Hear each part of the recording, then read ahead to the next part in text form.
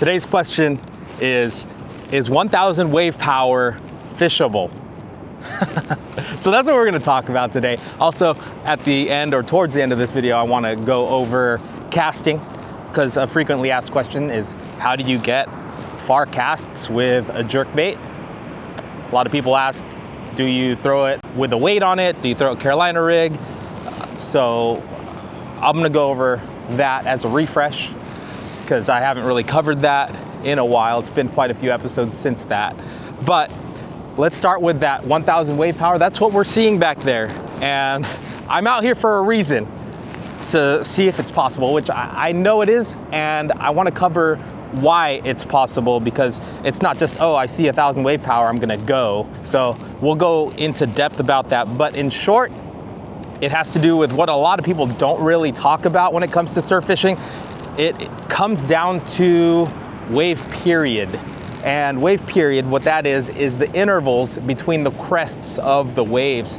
So for example, you could have one after another in short intervals, let's say a 4 or 5 second interval. That means they're right after another. So when you make your cast, it's just turbulent and waves are catching up to your lure constantly.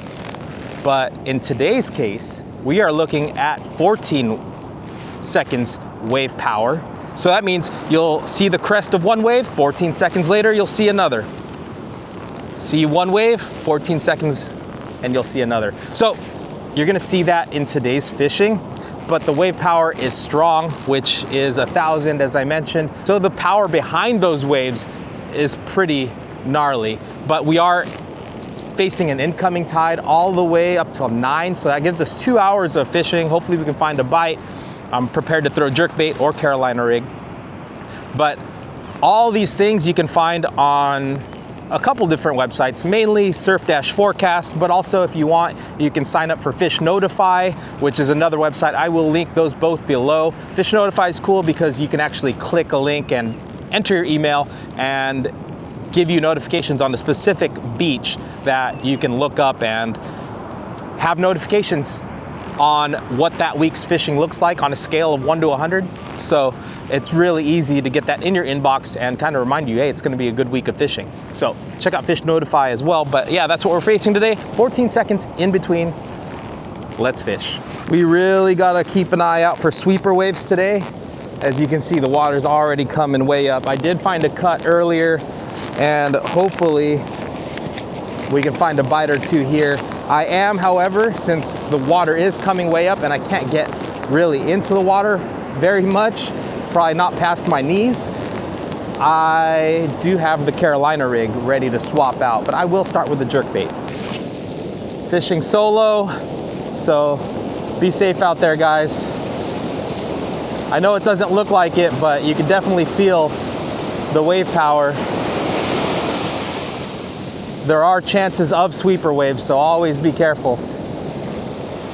It's actually not that bad. But either way, this conversation will apply, because you will see those days, and if it is strong wave power, but the intervals are long periods, that's definitely a good thing. Something else to pay attention to when you're putting this puzzle together. But one thing I didn't mention is yesterday, wave power was in the mid 2000s, which is ultra strong. So just to set expectations, there may or may not be fish in tight today. So we'll manage our expectations and be extra happy if we can catch something today. Oh, here one comes. Yep. That's what I'm talking about right there.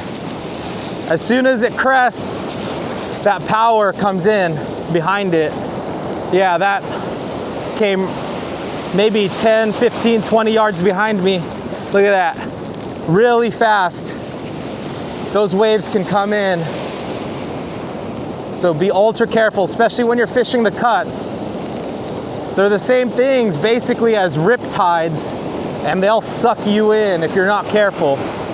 So especially if you're a solo fisherman, Definitely watch out for that stuff, especially since we're wearing waders and we're wearing jackets.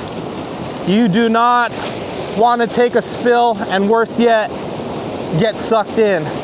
Now, it is important to let you know, if you do get sucked in and it's hard to get out, don't force yourself to come straight out of the water in a 90-degree angle.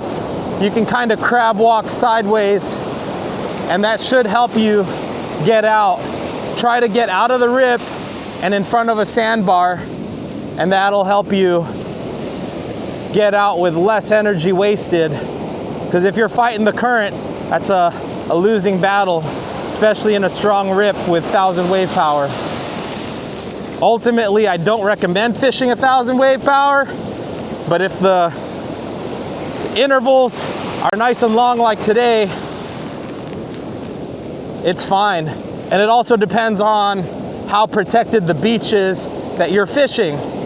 I'll go more into detail about that towards the end of the video. Quick lure swap to the Glow Cherry Chovy. It's not only the force coming in that you have to worry about, it's the force sucking you back out. You may think it looks safe, but then once that water sweeps back in, that's where it can get really dangerous too.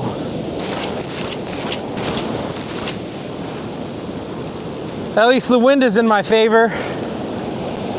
It's actually supposed to be at my back today. That's super helpful.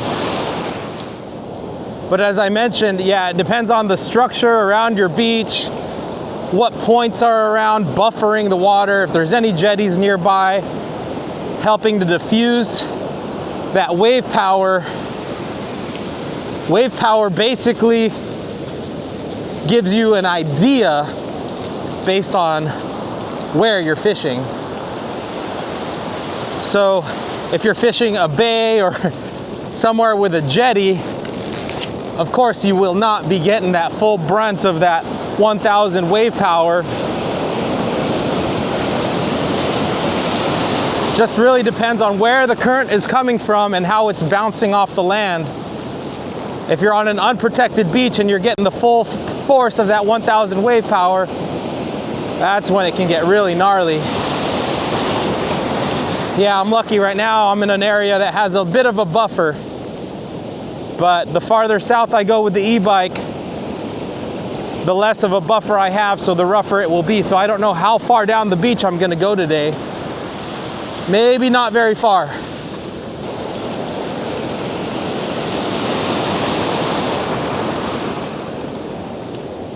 That's another thing when you're fishing days with strong wave power, especially consecutive wave power. Like I said, it was like 2,000 yesterday. Definitely didn't want to come out that day. But you can tell there is a lot more seaweed in the water. That wave power uproots a lot of kelp, eelgrass. So maybe every third cast or so, I'm bringing up grass. So that doesn't help the cause either. A lot of times I get asked, what is optimal wave power? Again, it's really dependent on the structure of your beach, the buffering capacity of the land that you're fishing, and intervals, I guess.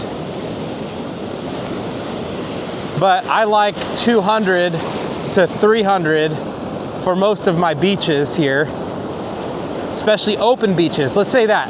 Open beaches, 200 or 300. And if you're fishing protected beaches or more bays and jetties, yeah, you got that buffering. So I would even say 1,000 is fine there. So 200 or 300 is ideal. And if you could find a stretch of about a week of consistent wave power in that 2 to, I'd say even up to 500, you're gonna be in for a pretty good day, because those fish have been able to populate that water really well day after day. They didn't have to move out.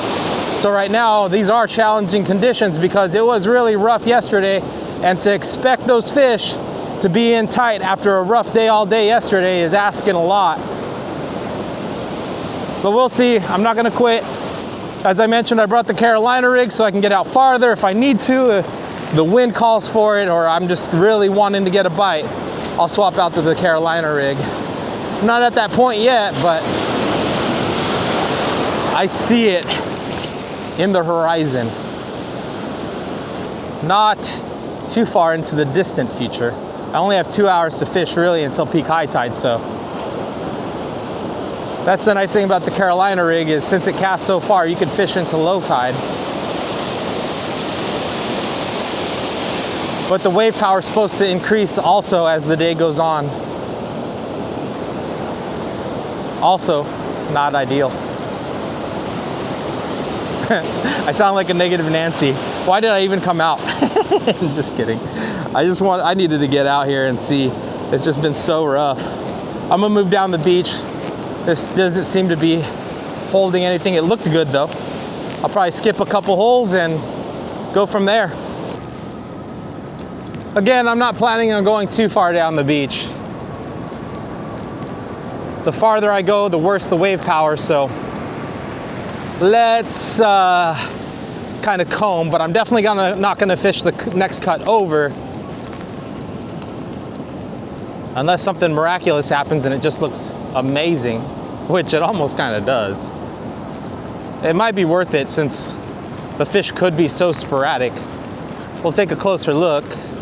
But I do think it's always a good idea to, if you're gonna pick a spot, give it some time and kind of really take a look at it before committing.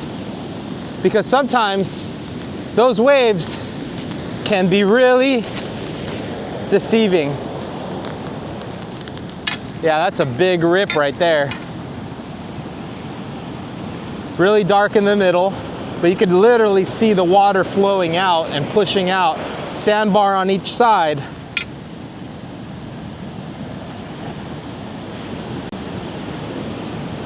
It's a narrow cut, which means it's real strong. Could be fish on both sides of it, but it's just really pretty hairy, but yeah, what the heck? Let's give it some casts.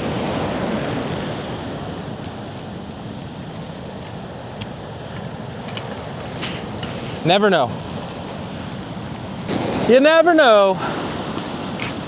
I might try to fish the sides of the cut. Let's go extra bold. Try this side of the cut and then that side of the cut. We'll see. Yep, I already got seaweed. One thing I'm noticing right now is there's a bit of what I'm gonna call a buffer zone. If you are familiar with like stream fishing and there's a rock diverting the flow of the water around it, but behind the rock, it's a little less turbulent. That's something I'm noticing right here is a bit of a buffer zone. To the right is the open cut, and to the left is a sandbar. As that cut, or as that water's rushing into the cut, water is being diverted by this sandbar around, but some of the current's going inside that cut, but it's not as strong as over there. So let's call that a buffer zone. I'm seeing a buffer zone right here. It's basically a trough because the sandbar is on the other side there, right next to the cut. So right now I'm targeting that buffer zone because it is a bit turbulent out in the middle of the cut. And I like this trough right here because it is incoming tide, it's filling in, but it's not as strong as that open water on this side. The farther I go in, the more sandbar is in front of me, and it could be too much of a buffer where the fish might not even want to be in there. So that's another thing I wanted to introduce is the term buffer zone. Look for that buffer zone. A lot of times even in streams, that's where the trout like to reserve energy and do some ambushing of their own. So these fish shouldn't be too different. Yeah, I used to refer it as the sides of cuts but I think the term buffer zone gives it much better of an idea of what's actually happening there. Buffers the full force of the ocean from the cut due to the sandbars.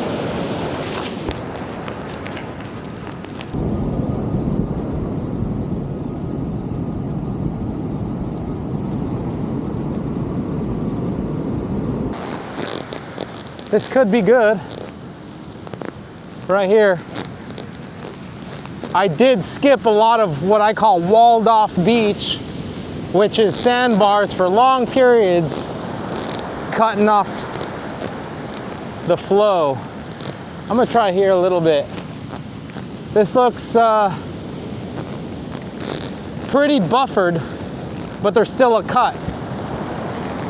So let's give that a shot.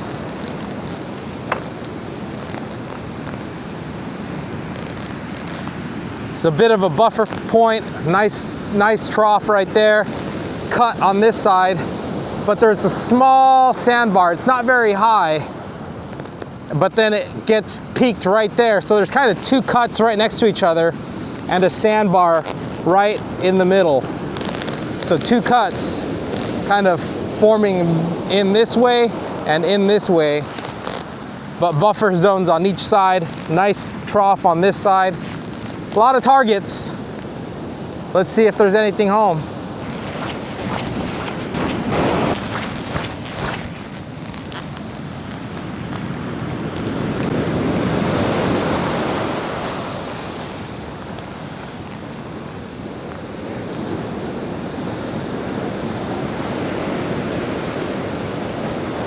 That's a fish. Maybe a perch. Ooh. Yes, it's a perch. Oh, there's that wave power. That's a good perch, guys. All right. All right, first one of the day. Yeah, the wave power is definitely rising. So my expectations are matched. We're about an hour and a half in to this session, and finally a perch on that glow pink sardine in that buffer zone. But yeah, as you can see, it's 1,000 wave power, and the waves are coming up to where my casts aren't that far because I have to stand way back, or they're barely getting over the back of the waves. And yeah, the wind's coming up a little bit. So I'm gonna try this spot for a little bit more, catch more of these guys, hopefully. But first one down. But the wave power or the intervals seem a little closer than 14 seconds between the wave crests. I'd say closer to 9 or 10 seconds. But what I like to do is I like to have the bait land right behind a wave. If a wave is coming behind my bait, I'll slow down my retrieve enough to let that wave come over, and then I'll follow that wave in. Gotta work around it. I'm gonna stay and just grind this hole. I got about an hour left of high tide, and I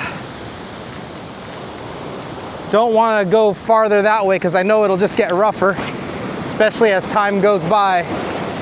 I think this later today, it's gonna creep up to 2,000 or 1,200 wave power and beyond. So I'm not trying to get trapped at high tide out here and be stuck dealing with really stronger, much stronger wave power, especially down there where it's less protected. There's a nice bluff, almost jetty, to the right of me that really buffers that full ocean power. So let's just say that's the word of the day, is buffer. Buffer zone or buffering capacity of land. When you hear people say that the beach is protected, that's what they're talking about. But so far, it's fishable. I think I might swap out colors. But I really think the issue is all this seaweed because of yesterday's rough wave power. You know, I appreciate days like this where it's a little tougher to get a bite. Sometimes when it's too easy, you don't appreciate it as much.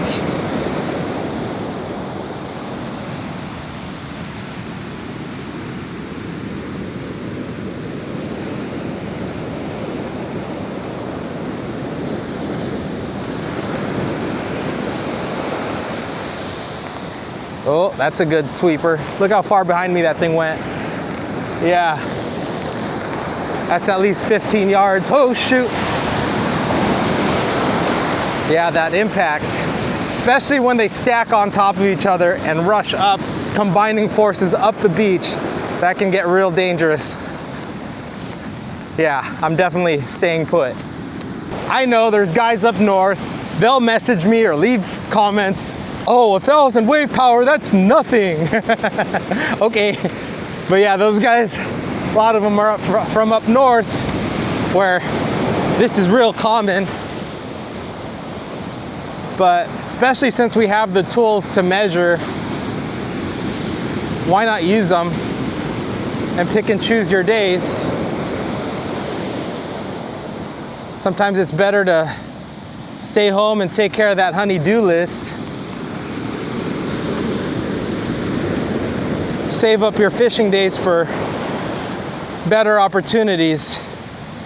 In this case, I just really wanted to get out. I was like, man, honey-do list is practically done. Gotta save some things.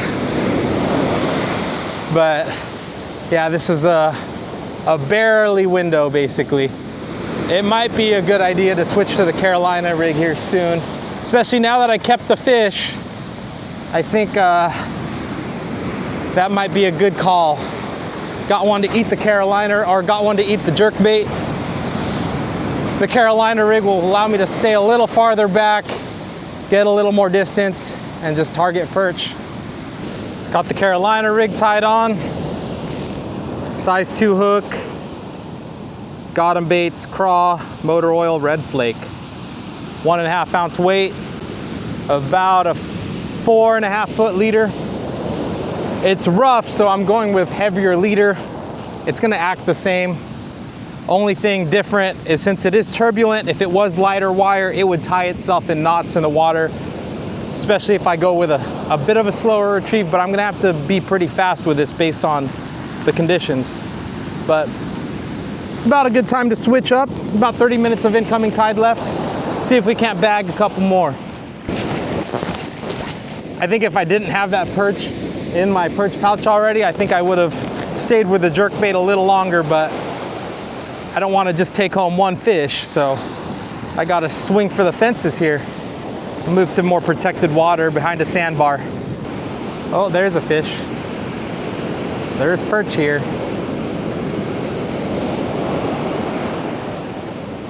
Just lost one. Switching up the game plan a little bit. I'm basically fishing a sandbar with the trough inside now, just to get a little bit more buffer from the cuts. But I did get a bite right now, a couple bites, so that means there's a nice little school of them. They didn't feel big, but got a couple bites here. Bites felt decent, not small by any measure, but just got to get it down. I think one has it. Got a nibble right there. Just eat it. I feel like maybe the water's just moving so much that these fish are not having a easy time tracking it down. There's another bite.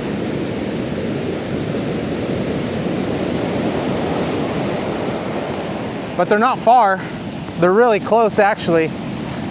But yeah, I mentioned that I'll talk about the casting a bit. I know I'm throwing a Carolina rig, but it applies to the jerkbait as well. These surf rods that you're gonna want are more in the category of salmon steelhead rods. And what that means is it's super parabolic. and it's meant to absorb the head shakes of a salmon or steelhead. Usually you're using barbless hooks when you're targeting that species, so you need a rod that's going to absorb all of that. See how that bends all the way? So oftentimes when people ask, hey, what's the trick? And they're casting a rod that's too heavy, that doesn't have that rebound effect. Not only does that help keep the fish pinned, but it allows you to load up like this. Think about it as a whip. Where the handle of the whip goes, the rest of the whip follows. Also, on these rods, specifically your surf rods, you're gonna have this longer butt section. So simultaneously, while you're pushing forward, you're letting that rod load up all of that weight to fling it forward, kind of like a slingshot. Let it load, that's important. And since it's flexible, it's gonna be able to translate that. And if I took a screenshot of that cast, you'll notice how bent that rod is. Sometimes it's bent right in half. Sometimes those rods are a little too heavy to where you don't get that bend and you're not gonna get the distance that you want. Length does come into play too. Most of these rods are 9'6" to even 12 foot. This one is the 10 foot, 7-inch Hawaiian Customs. But that butt section, you want to pull down again simultaneously. So that's a couple tips, is letting it load. Find that balance of pulling on your rod handle, pulling down on it while flinging forward, but always keep in mind you want to load up. Another thing is you want to make sure your weight or your lure is about halfway distance of your rod. I'd say like about that far down is how far you want that sinker or lure to be, because that allows you to have the end of the whip be long enough to act like a whip, right? Like that. That was more of a lob, but I really don't need the distance here. I was mainly speaking about people asking about jerk baits. Oh, that was a nice wave.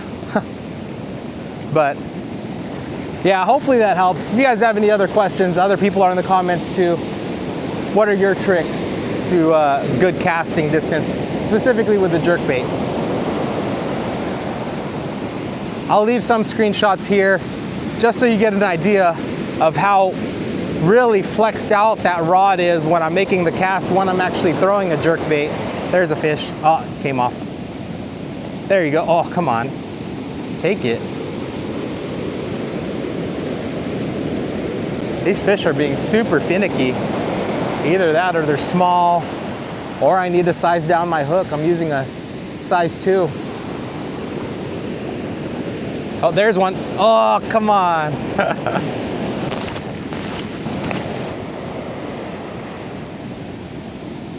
There is a good one. Keep the pressure on them. I'm getting bites. Landing them is kind of been a different story. I think I got 4 bites, and this is gonna be my first one if I can bring it in. We'll see.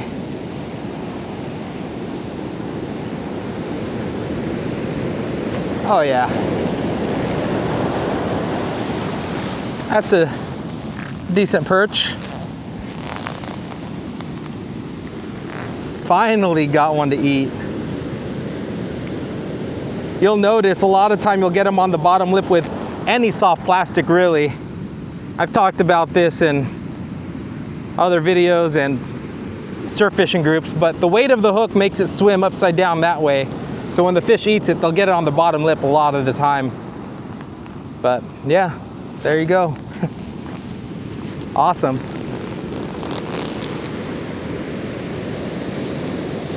Fish number 2. Based on how many bites I'm getting, I should be able to get a few more.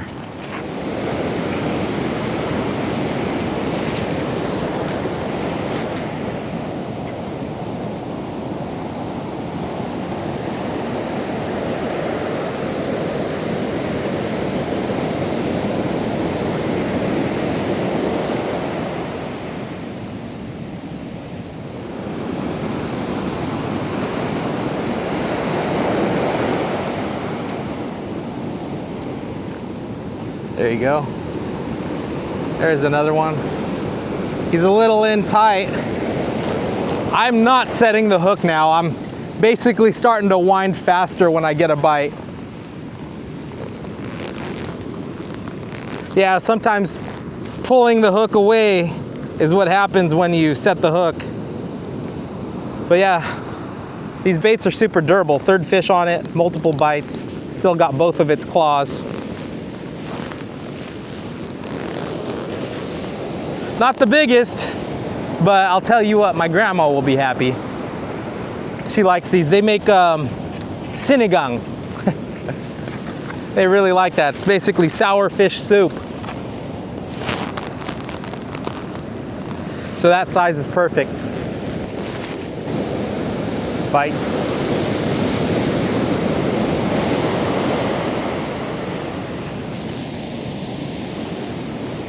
There's a fish. Got, oh, come on. Must have barely skin hooked them. It was a nicer grade too.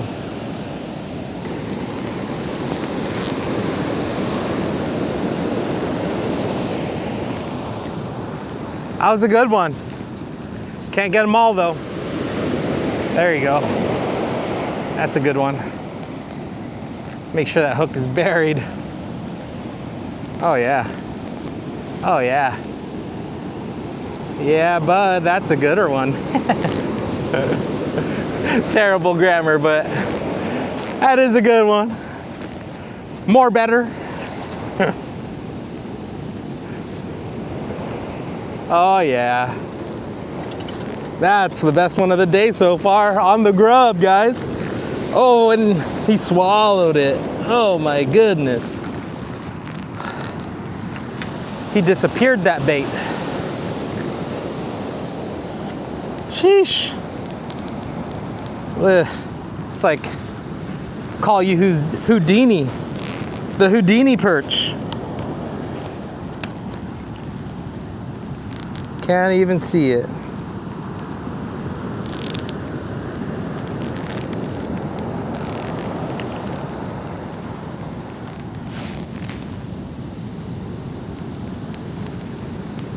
I mean, he's big enough I can stick my finger in his mouth.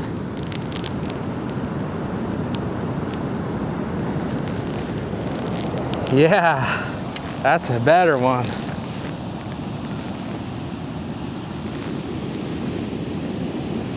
So to answer the question, is 1,000 wave power fishable? Yes, but it depends. If you are fishing a non-buffered beach, no structure buffering that full-on wave power, and you're getting the brunt of the 1,000 wave power at the cuts, that's tough because even the sandbars will be rough. Right now, I am fishing 1,000 wave power, but there's a point to the north of me that's buffering that current coming in. Farther down the beach I go, it's stronger, a lot stronger, more sweeper waves, which is super dangerous. So again, it depends. If you're fishing a more buffered beach, 1,000 is nothing. So that's something that you got to keep in mind. And then also, part of it was the wave intervals, the time in between the waves, how spaced out they are. It does affect the fishing. So also take note of that when you look at surf-forecast.com or Fish Notify. The swell intervals, really important also. Let's see if we can get a bigger one. I'm getting multiple bites per cast now, so it's good. It's 9:03 now, so the tide has officially switched. We are fishing outgoing tide now. No longer that incoming tide. There's practically slack tide right here. But we found a nice little pocket of perch. So far, 3 landed. I'll take it. Ooh, that's a good one. I gave that one a little bit of a jerk and a pause.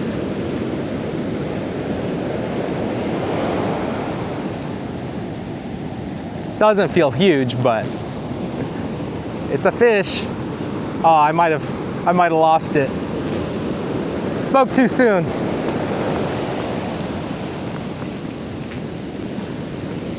Stripped my bait.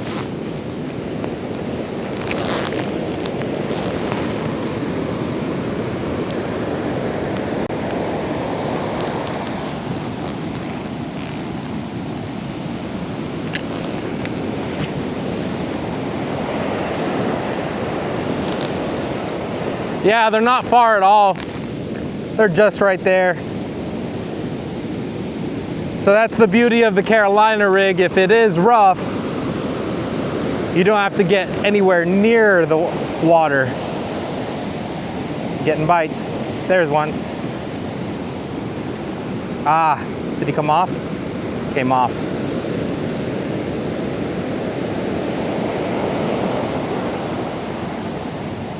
Come on, stay on now. Yeah, that's, oh, that's a better fish.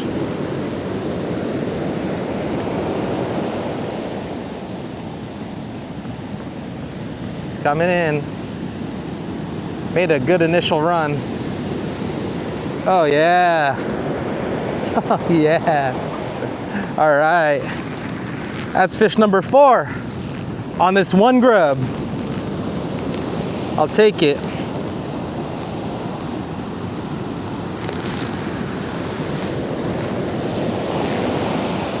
Older pack of the Got 'em baits. The funny thing is, after a while, they seem to lose their green color, but I'll tell you what, they still work. I could be wrong. This could be synthetic oil. Hold on. Nope, motor oil red. It's the one.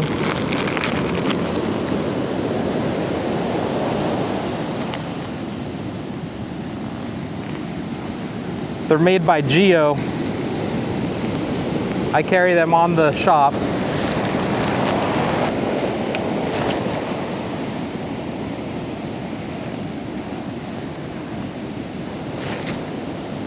Not bad, standing back.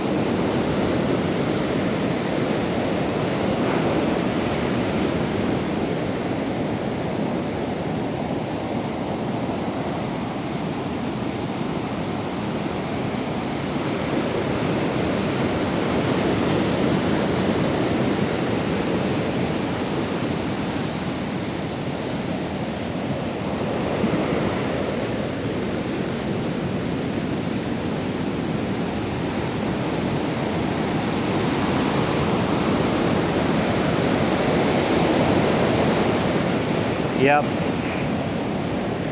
Longer hook sets are definitely helping.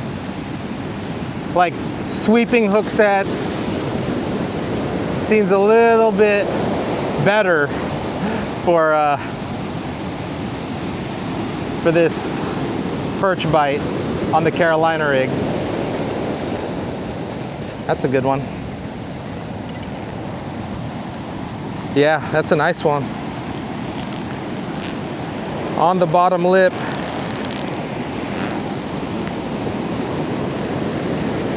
Yeah, awesome. I believe that's fish number 5.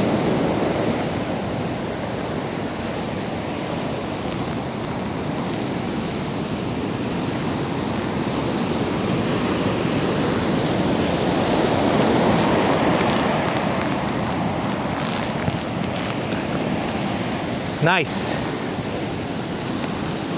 Remember when I said if I actually catch something, I'd be ecstatic? I am ecstatic. This is awesome. And they're not even far. They're like probably within 20 yards, 15 yards is where I'm getting bit, 15 to 10 yards away. And I'm standing way up the beach, so.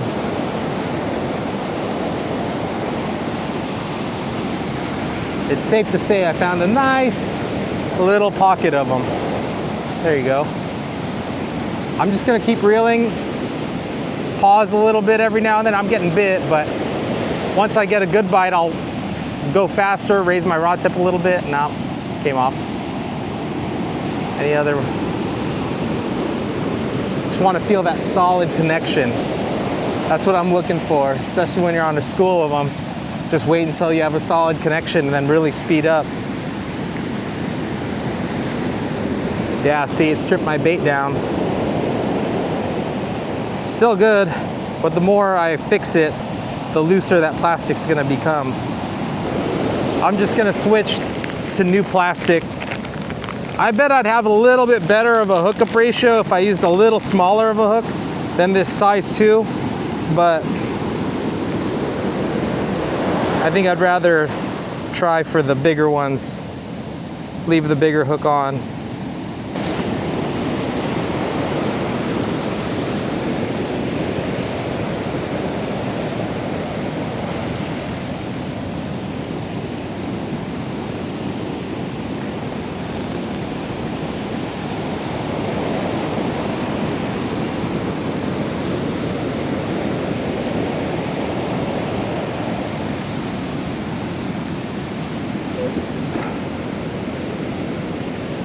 Oh, just missed a good one. There you go. Oh, that's a better one, guys. Yeah. Cool thing about the Carolina rig too, opposed to the jerkbait, is you are not gonna foul hook a fish when you're throwing the Carolina rig and they eat it. So you're able to really control the head of the fish. A lot of the times when you're throwing the jerkbait, it'll grab the back treble. You've seen it if you're not new to the channel, which, by the way, if you are new to the channel, consider subscribing if you like fishing content and tips and tricks, specifically around surf perch or surf fishing in general. I do other fishing. I do have an 18-foot catamaran center console that I take out for halibut, occasional white sea bass, rock fishing. All that's super fun too. But really nothing's like the surf. It's nice to mix it up.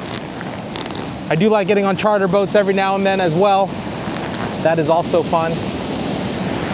My wife is a pescatarian, so there has to be a nice variety of fish to draw from during the week.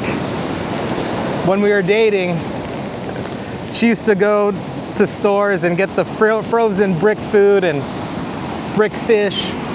It just wasn't good, the salmon. So I was like, honey, I can catch you some fish. Fast forward almost 10 years now and we're married. And she's still reaping the benefits of that fish diet.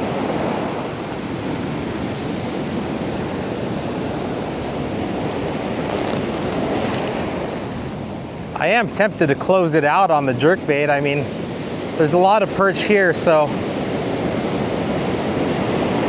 nah, just stick with it. Or a bird in hand is better than 2 in the bush. I think that's how it goes. Oh, that's a good one. Oh, that's a nice fish.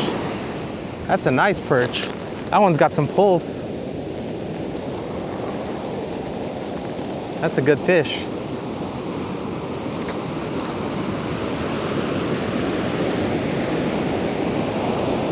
What's another saying? Elephants eat peanuts. Big fish eat small things sometimes too. Yeah, you'll catch big fish on the jerkbait, but you can catch numbers and possible quantity or quality on the Carolina rig as well. Yeah, that's a nice one.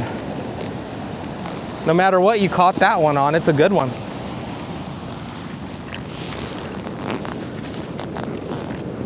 Look at that. That's 13 all day. On that got 'em baits. Yeah. I'm like dumbfounded. This thing's nice. That's a nice perch. Woo! Whoa, whoa, whoa. I'm probably right there. I'm probably at like 7 or 8 fish. I'm not sure. I should do a count. All right. Let's see. There's 1, Well, we'll just dump them out and put them back in the perch pouch.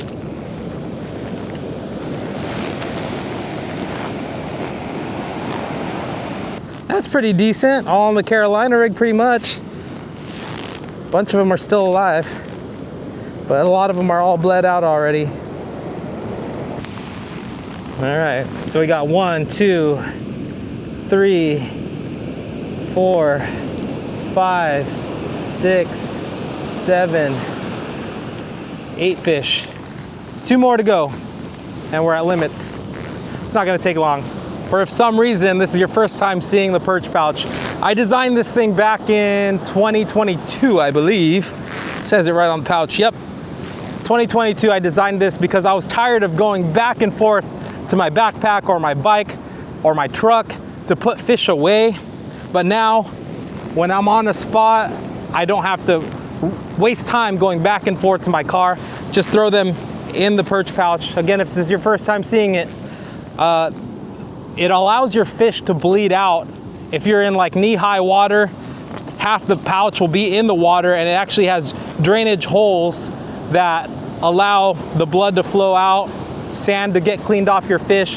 And it also keeps it cool in the water, because usually the water in our area is cooler than the ambient temperature of the air, so it keeps your fish fresh. And then also it's really nice because instead of maybe even doing the same thing with a backpack, all that weight is off your shoulders and it's on your hips. When you see people going on those hiking trips, the backpacking trips, a lot of times they'll have that waist belt on their backpack, relieving a lot of that weight from your shoulder and putting it onto your waist. So that's the efficiency that I was going for when I created this thing, and it's been working out really, really good. I mean, 3 years later, and there's quite a few people who have some high reviews of it, and it's definitely been a game changer with my fishing for sure. More time spent actually fishing than walking back and forth to wherever you're storing your fish. I used to keep a mesh bag, but the problem with that is it would drag on the ground and it would beat up the fish really. It wasn't uncommon to step on the fish too, which bruises the meat, makes it even more soft meat than it needs to be. But yeah, guys, if you're interested, I do have them down below, but that's the perch pouch. There's one. They're stacked.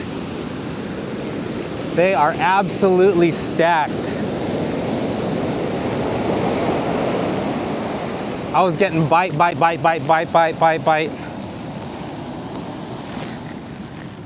Yep. You know what, just for funsies, I'm gonna try to catch the last one on the jerkbait. I'll still keep this guy. Let's get one more on the jerkbait. I mean, it's 9:40. It's already outgoing tide, but it's a nice pocket, bunch of fish in it. Let's throw the jerkbait, why not? Let's cut this Carolina rig off. This could be a huge success or a big fail. We'll see.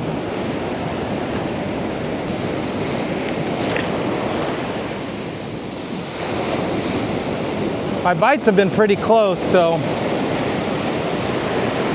I don't see why not. It could also be Seaweed Town, but we'll see. Hopefully not.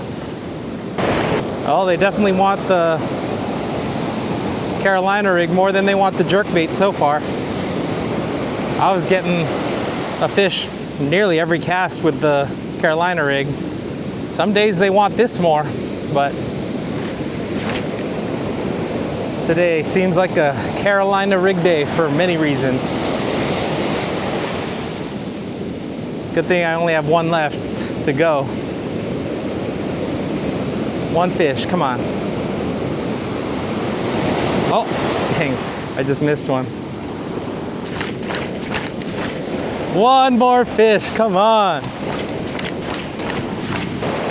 If I stuck with the Carolina rig, I would have been done like 20 minutes ago. That's funny. Whew.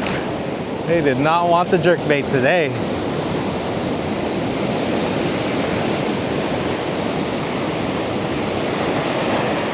I know they're in there. I got them with the Carolina rig, fishing the same water.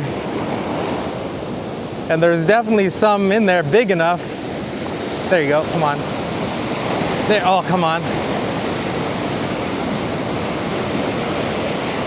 There's definitely fish in there big enough for this jerkbait, but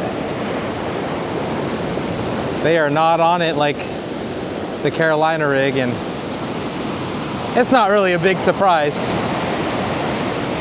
But I would think I could squeeze one out. Come on. Anyway, I'm just glad I got bit today.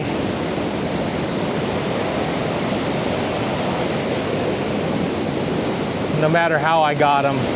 Oh, there you go. There's a fish. Stay on. There you go. Stay on. Oh no, he came off. That was 2 bites. That was 2 fish. My drag was a little on the loose side, but nice, 2 bites. I would not be given this spot this much time if I didn't know they were here. I got almost a limit here and they are not wanting the jerkbait. This time of year, they just might be really keyed in onto those small baits. If I had a 110 in my pocket, I'd think it'd be worth throwing one of those too. Potentially.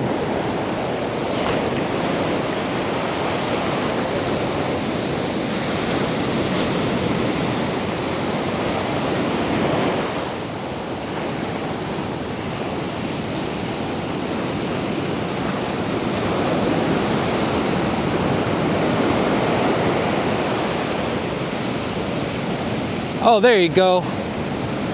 All right. We did it, kind of. Hold on. Don't speak too soon.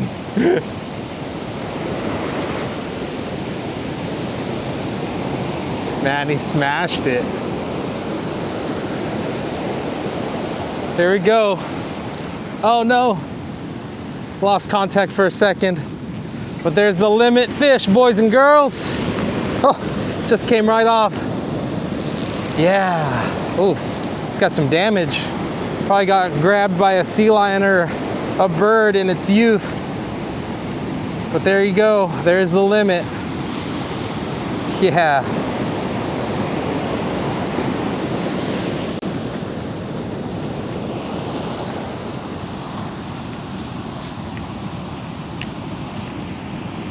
There it is. Yes. Woo. Awesome day. What an awesome day. Great fishing today when it wasn't supposed to be. And what I mean by it wasn't supposed to be, usually, generally, I would say 1,000 wave power is too much. Do not fish 1,000 wave power. But as you see in the thumbnail, it does depend. It depends on the structure, the buffering capacity of the land, if there's points protecting you from the full brunt of that wave energy coming in. It also depends on the swell period. How much time do you have in between waves to make your cast and have a good presentation, a successful retrieve? Those are 2 major keys outside of what we usually talk about, which is wind, tide. But those are things that you want to look out for. If it's like strong wave power and you have a day off and you're committed to going fishing, look for the more protected zones that the current is not going straight for land. Look for a place where a point or a jetty protects you. But in terms of the fishing today, it was pretty good considering all those things. And also the fish were really keyed into those small baits on the Carolina rig. It was at every single cast once I found the spot. And since the wave power was strong, I was not fishing the cut. I was fishing the sandbar, which buffers that wave energy from coming full force up the beach, so it was actually fishable. So to answer the question, yes, it is fishable at 1,000 wave power, depending on where you're fishing and the wave intervals. And then hopefully that quick talk about casting and casting distance helped you out. Also, another thing is, I see a lot of people do this, and I used to do it. I would hold where the rod is on the reel seat on the rod. You want to grab just above it. That's why this handle's here, right here. And stay tuned, guys. I will be getting the new Hawaiian Custom in. I ordered two. One is going to be a backup for me, and I think if it's the same exact rod, I'm going to retire this blue one because they stopped making it. So again, if you're not subscribed, definitely subscribe if you're interested in seeing the new Hawaiian Custom and seeing it in action. But I appreciate you guys. I will leave a couple links right here. An epic day fishing out here with Bob and Leroy, if you guys haven't seen that.